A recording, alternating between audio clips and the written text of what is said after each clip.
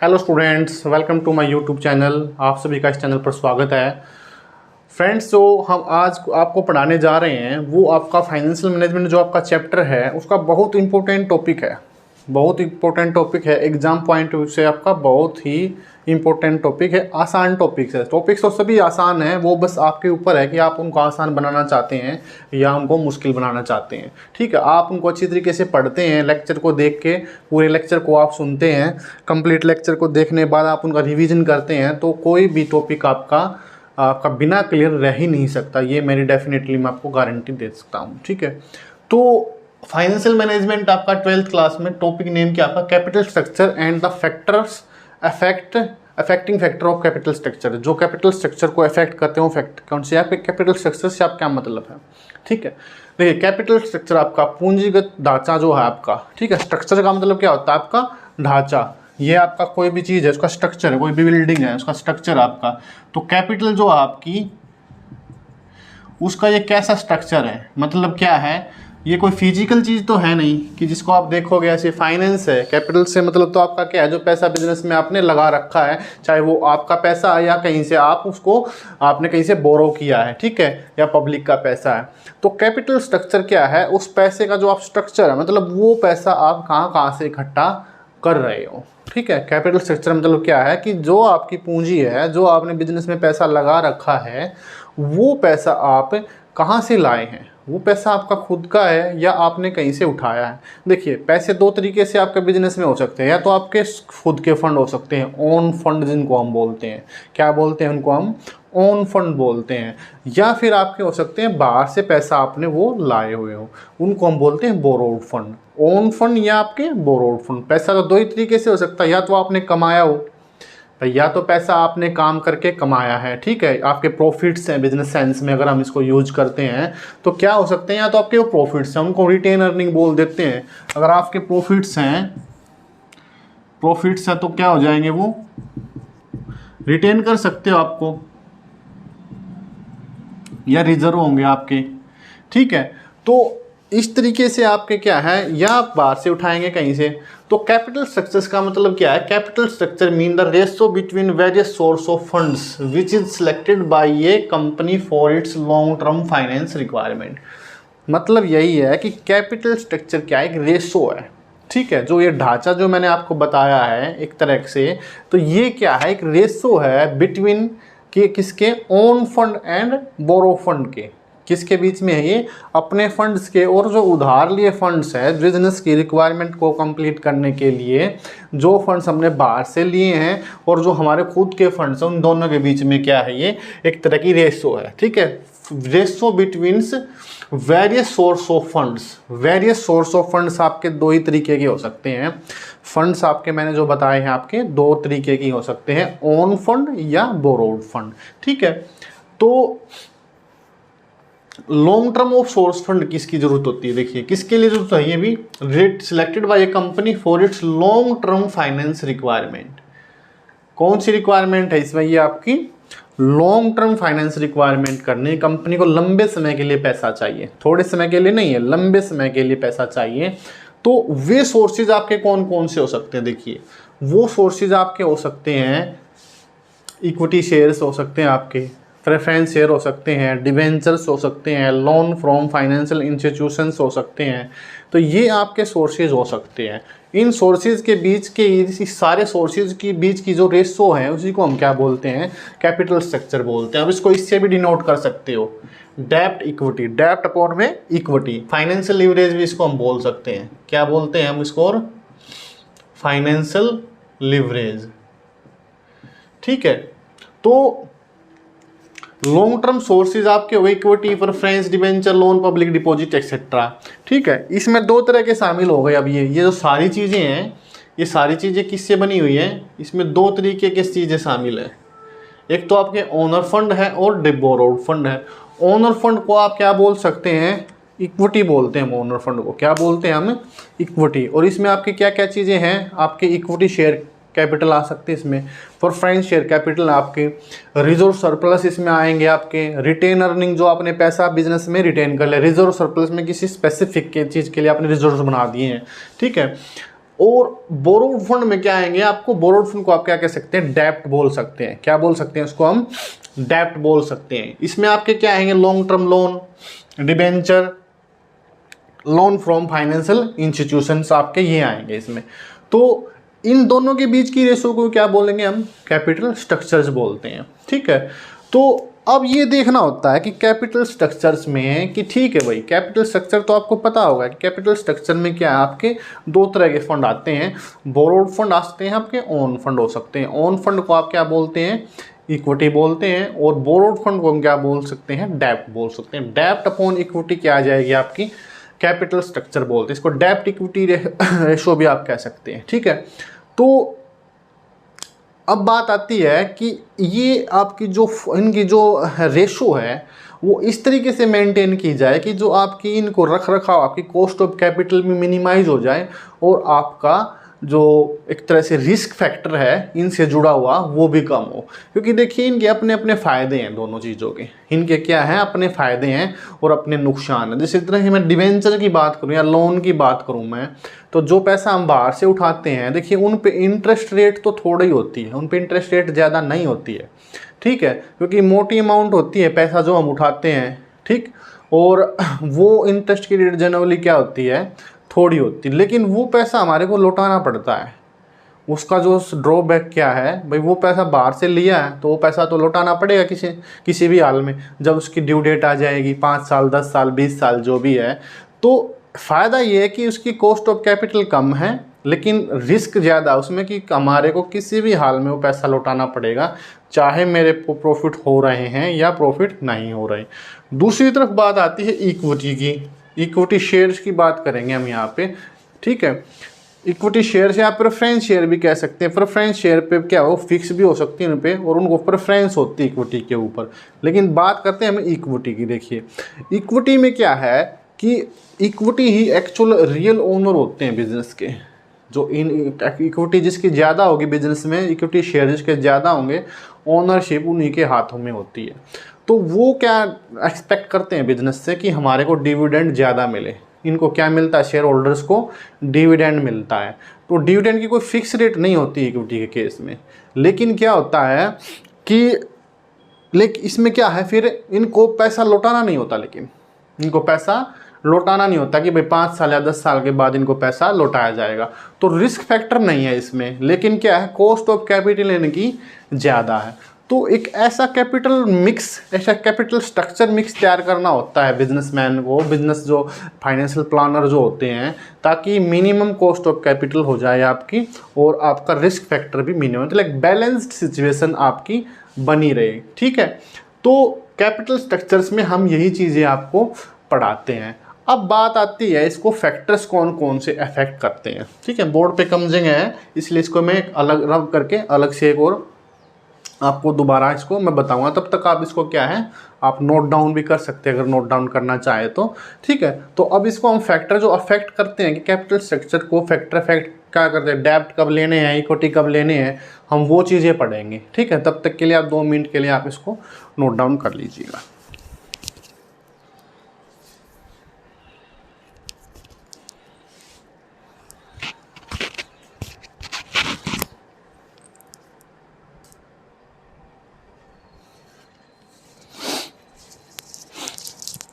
और स्टूडेंट्स आपने नोट्स कर लिया होगा इसको।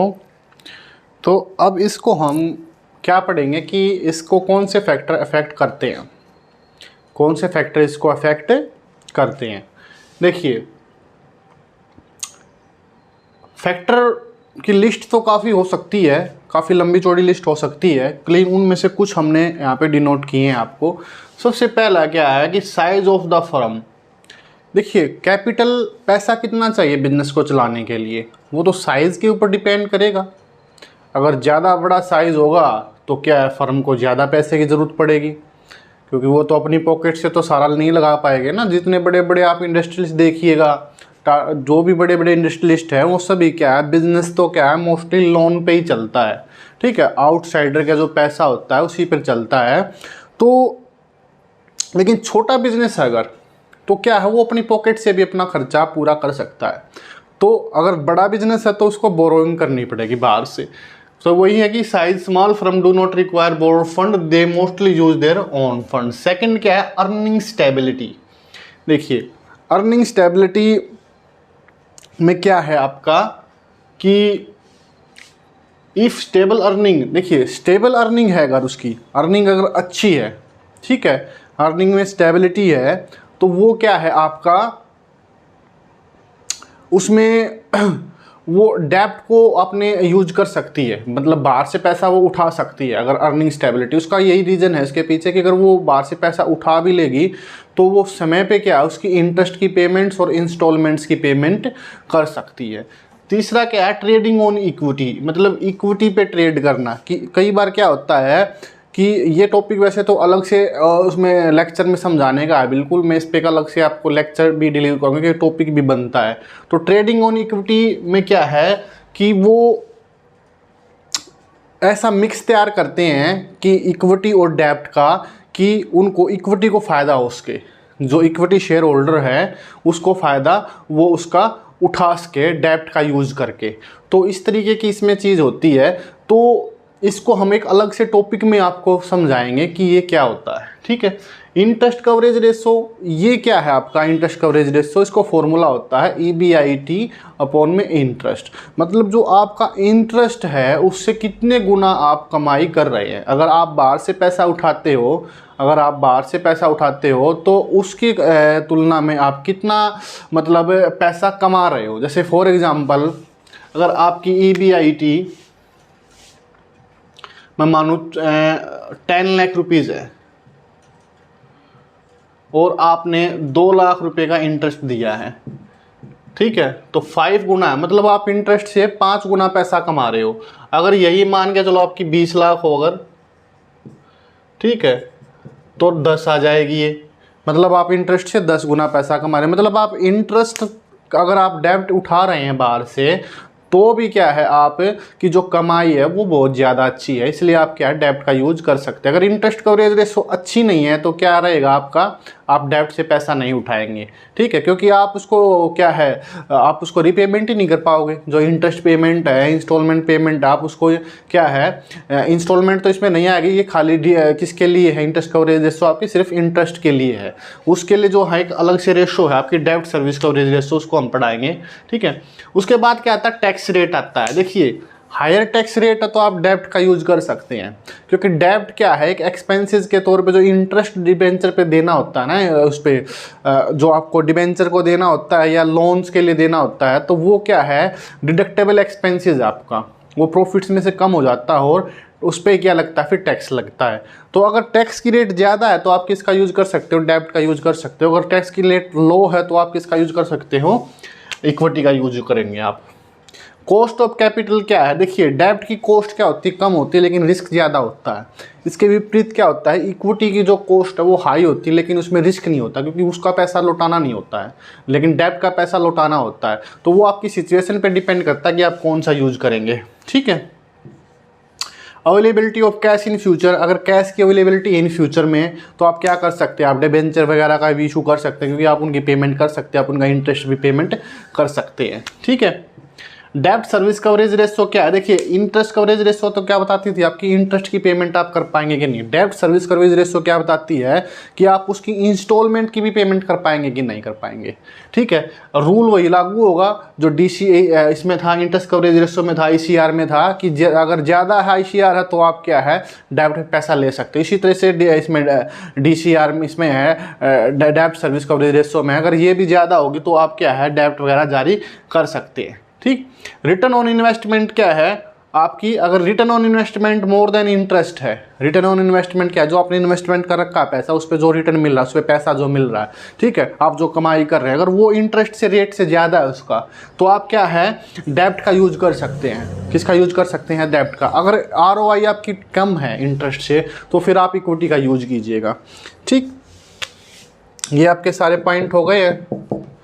अब बात आती है किसकी, फ्लोटिंग कॉस्ट की बात आती है। फ्लोटिंग कॉस्ट क्या होती है? जब आप कोई भी सिक्योरिटी जारी करते हैं तो उसके समय पे जो उसकी जो इनिशियल जो कॉस्ट आती है ना उसको जारी करने की, जैसे कि आप इशू ऑफ शेयर करते हो तो उस टाइम पे क्या है, प्रोस्पेक्टस प्रिंट कराना होता है आपको, आने जाने के खर्चे हैं आपको, ठीक है, प्रमोशन कराना होता है उनका कि भाई एडवर्टाइजमेंट भी देनी होती है, तो बहुत सारे खर्चे हो जाते हैं। तो फ्लोटिंग कॉस्ट के ऊपर भी डिपेंड करता है कि आप जो सिक्योरिटी इशू कर रहे हैं उसकी फ्लोटिंग कॉस्ट कितनी है। मोस्टली ज़्यादातर क्या है, इक्विटी और शेयर्स की जो फ्लोटिंग कॉस्ट है वो ज़्यादा होती है कंपैरिजन टू डिबेंचर या लोन, ठीक है, क्योंकि वो तो क्या एक स्पेसिफिक इंस्टीट्यूट हमारे को देता है। आप गए, आपके कागज़ पूरे, आपकी अच्छी पोजीशन है, तो आपने क्या किया, आपने वो कर लिया, जाके उनको अपने कागज़ दिए, उन्होंने लोन प्रोवाइड कर दिया। लेकिन सिक्योरिटीज़ के केस में क्या है, शेयर्स वगैरह के केस में इसकी फॉर्मेलिटी बहुत लंबी होती है, स्टॉक एक्सचेंज से रिलेटेड है, आपके रजिस्ट्रार ऑफ कंपनी से, बहुत सारे इसमें फॉर्मेलिटीज़ होती है, तो फ्लोटिंग कॉस्ट उसमें ज़्यादा हो जाती है, ठीक है।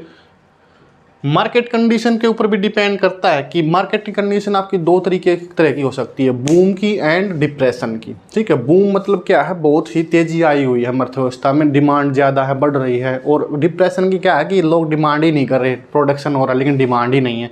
तो उस पोजीशन में क्या होगा, बूम की पोजीशन में इक्विटी शेयर इशू कर सकती है, ठीक है, क्योंकि और डिप्रेशन में क्या है, उसको डेब्ट इशू करने चाहिए, क्योंकि डिप्रेशन में क्या है कि लोग क्या है अपने पैसे को सेफ चाहते हैं कि मेरा पैसा सेफ जगह इन्वेस्ट हो, तो इसलिए क्या है कि वो आप इक्विटी शेयर जारी कर दोगे। अगर डिप्रेशन आया हुआ है अर्थव्यवस्था में, इकोनॉमी में, और आपने क्या कर दिया, इक्विटी शेयर जारी को, कोई लेगा ही नहीं क्योंकि सेफ्टी नहीं है वहाँ पे, ठीक है। तो डिबेंचर में क्या है, सेफ्टी है, तो डेब्ट अगर इशू कर दोगे तो वो ले लेगी। तो बूम एंड डिप्रेशन की पोजीशन पे भी ये डिपेंड करता है आपका, ठीक। नेक्स्ट क्या, goodwill of the firm, firm की गुडविल कैसी है, उसकी मतलब मार्केट में वैल्यू कैसी है, ठीक है, मार्केट में उसकी वैल्यू कैसी है। अगर वैल्यू उसकी अच्छी है तो क्या है, अपना डिबेंचर आपके डेब्ट भी जारी कर सकती है, उस पर भी उसको मिल जाएगा, कम रेट पे भी लोन मिल जाएगा, ठीक। तो उसके बाद क्या, नेचर ऑफ इन्वेस्टर, इन्वेस्टर का एटीट्यूड कैसा है। कुछ इन्वेस्टर ऐसे होते हैं कि जो मतलब रिस्क उठाने के लिए तैयार रहते हैं, रिस्क वो क्या करते हैं भाई, रिस्क उठा लिया, क्योंकि रिस्क के साथ ही क्या आपके बिजनेस में पैसा कमा सकते हैं। तो कुछ इन्वेस्टर रिस्की होते हैं, कुछ इन्वेस्टर रिस्की नहीं होते। जो रिस्की होते हैं वो क्या डेब्ट पे पैसा उठा सकते हैं, जो रिस्की नहीं है वो क्या अपना इशू ऑफ शेयर कर देंगे अपना।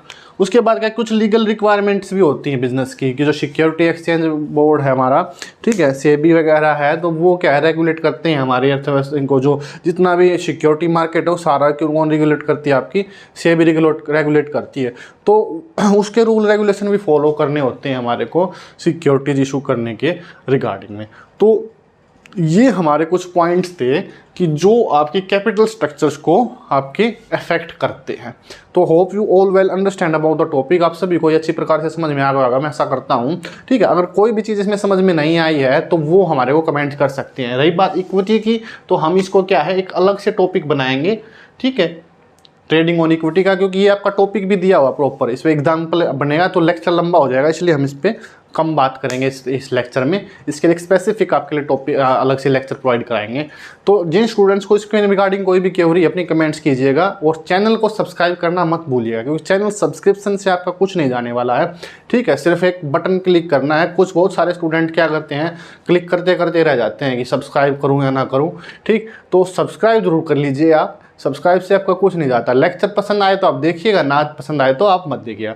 आपका जो सब्सक्रिप्शन है ना, वो हमारे लिए मोटिवेशन का काम करता है कि हम ज़्यादा से ज़्यादा लेक्चर आपको पढ़ाएं और इसमें अपना मतलब एफर्ट्स डालें कि ताकि सारी चीज़ें आपको अच्छी तरीके से डिलीवर हो सके। तो स्टूडेंट्स, मैं आपसे ये आशा करता हूँ कि आप इसको ज़रूर सब्सक्राइब करेंगे और कंप्लीट वीडियो को कंप्लीट देखिएगा प्लीज़, क्योंकि वीडियो को तैयार करने में बहुत टाइम लग जाता है और बहुत मेहनत लगती है इसमें, क्योंकि हम जो है वो मैनुअली काम कर रहे हैं, सारा लिखना पड़ता है पूरा, फिर इसको रिकॉर्ड करना पड़ता है, सारी चीज़ें क्या है मैनुअली चल रही है हमारी, ठीक।